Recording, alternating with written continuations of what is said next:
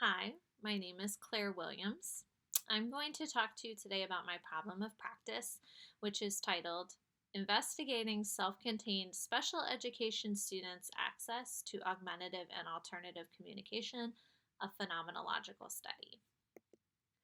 So, augmentative and alternative communication, or AAC, are systems that are used to aid students with complex communication needs.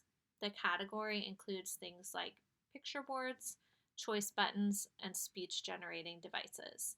Those devices can either be specific AAC devices, such as a Tobii Dynavox, or it can be something like an iPad that has speech software on it. So, although technology is advancing and becoming more affordable, students are not equally accessing these systems in self contained environments. So, this study explores teacher experiences in accessing AAC for students. It's important to note in these circumstances, teachers are the gatekeepers for these students. Many students in these circumstances are nonverbal, and therefore, the teacher in the classroom is the adult advocate who will be able to recognize the need and then work in obtaining a system for the students. So, looking at the teacher experiences will give us a good idea of how students are gaining access in self contained environments. So, the research, which is scarce as a whole, does support the use and effectiveness of AAC. It also notes that there is an overall lack of comprehensive training. This is for teachers as well as parents. So, overall, they're seeing that the training is not occurring where it needs to. This study seeks to understand how teachers describe their experiences with accessing AAC, how they view their role in student access to AAC, and what factors contribute to gaining that access. It is important to note my history with this topic. I am a special education teacher. I have taught in a self contained, restricted environment. I also have a child with complex communication needs who I was able to advocate for and receive an AAC device. So, this study utilizes 2 rounds of qualitative sampling. The first round is a purposive snowball sample with demographic and open ended questions that focus on educator training, access, and experience with AAC. This sample is aiming to include 20 teachers who will answer these questionnaires. The questionnaires will then be coded and grouped thematically.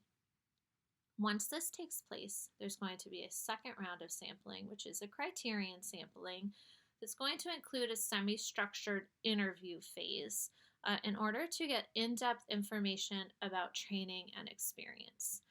5 semi structured interviews will take place, bringing in a range of teachers looking at the questionnaires. So, looking for teachers in different age demographics and different areas, and also who may have gone through different teacher preparation courses or types of certification. That will give me a good gamut of information to look at reoccurring themes. So, the interviews will be analyzed thematically, and the 2 rounds of sampling can then be compared and analyzed together. Additionally, individuals from the second sample are going to be asked to provide classroom photographs or sketches. And these artifacts are going to help essentially corroborate any information that was presented in the sampling rounds having to do with access in the classroom. So, just looking at all of the information from the questionnaires, the interviews, and the photographs will give me good information for comparison and looking for common themes and occurrences. I'm going to run this thematic analysis through a social ecological framework. The framework includes 5 spheres of influence that interact with everything.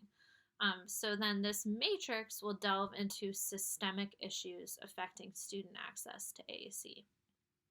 Ethically, this research requires realistic expectations and open dialogue about accessibility.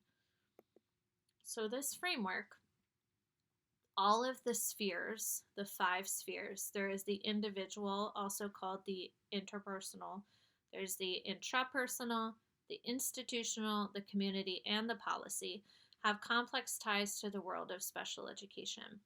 Therefore, overlaying the thematic analysis on the framework will allow for a deeper understanding of this phenomenon.